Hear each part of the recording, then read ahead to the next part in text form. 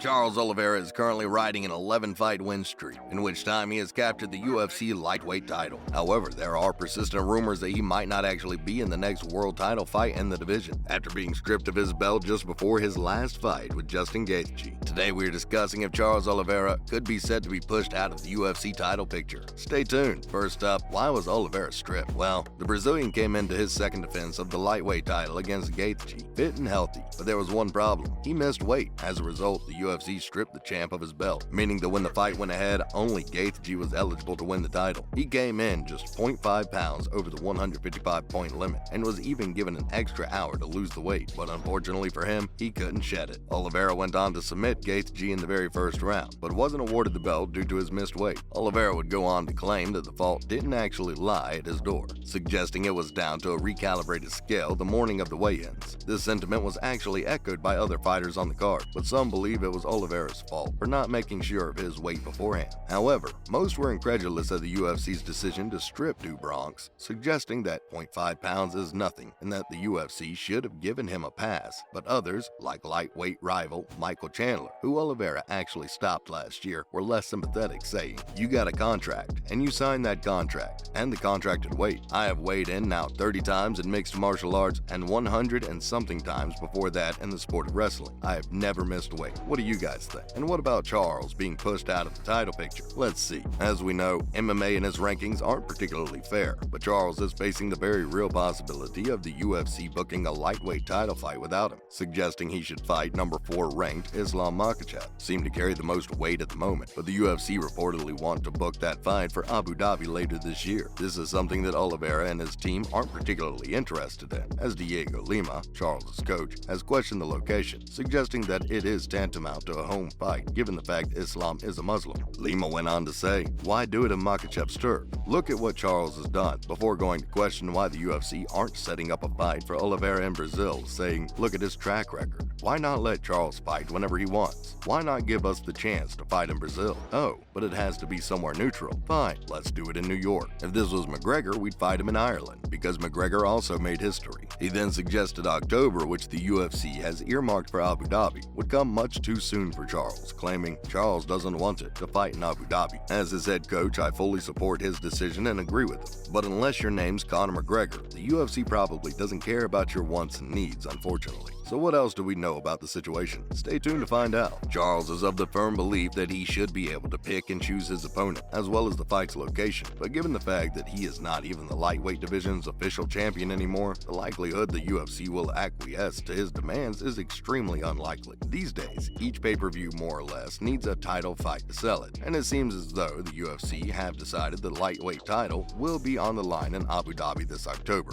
with or without Charles. And there are plenty of takers who would love to step up in his absence. Featherweight champion and many people's pound-for-pound best right now, Alexander Volkanovski, has spoken of his intention to move up and become a 2-weight world champion. And with plenty of other killers in the lightweight division, the UFC wouldn't have to look far for someone willing to make the trip to UAE. Dana has even said that Volk can do whatever he wants to do. I mean, if he wants to move up and challenge somebody at 55 or whatever he wants to do, I'm down for whatever he wants. Add to this the fact that Oliveira is an ex-champion. He might not have many bargaining chips left in the eyes of Dana and the gang, and might have to simply go along with whatever the UFC wants. What do you guys make of all this? Next up, more demands from the former champ. Charles hasn't been shy in telling the UFC what he wants going forward, recently suggesting that if they want to put him against rising star Islam Makhachev, they will need to pay him the big bucks. Oliveira has made it clear who he wants to fight in his next outing, naming Irish superstar Conor McGregor as his potential next bout. Oliveira wants the Notorious in Brazil, and recently said, "I really want to fight with McGregor in Brazil in January. That would be really nice. Everyone knows I'm interested in that fight because of the money, but if the UFC wants me to fight Islam Makhachev next, they better put a lot of money in my bank account. The place doesn't matter. I'm a professional, I'm the champ, make it happen." It's clear Oliveira wants to cash in while his stock is high, and a fight with McGregor would certainly bring the big bucks, even if McGregor isn't half the fighter he used to be. And Oliveira went on to say that although he will be ready to fight by the end of this year, he would be willing to wait until January if the UFC could book a card in Brazil.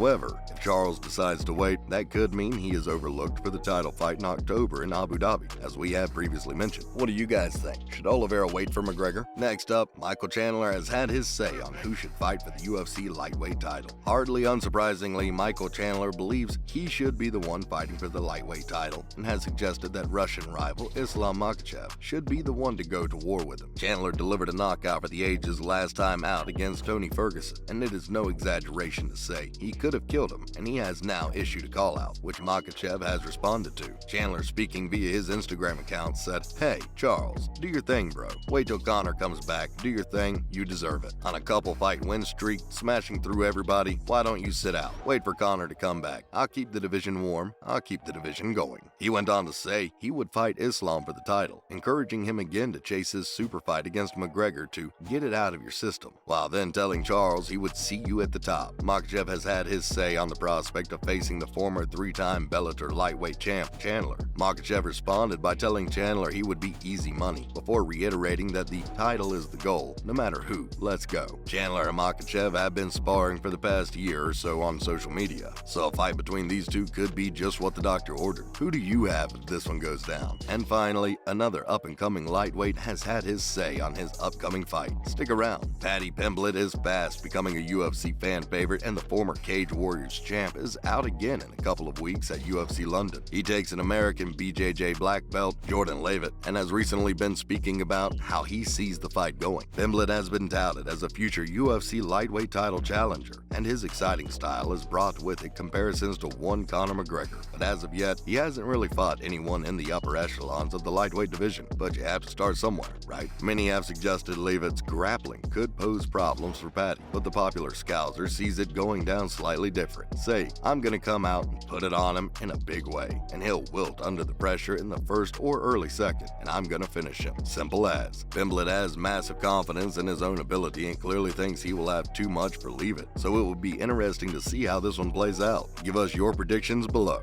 As always, thanks for joining us today, and remember to stop by again next time for some more fun reveals. And why not do us a solid by liking and sharing today's video, while also subscribing to our channel so you don't miss out on more great videos in the future. Bye guys.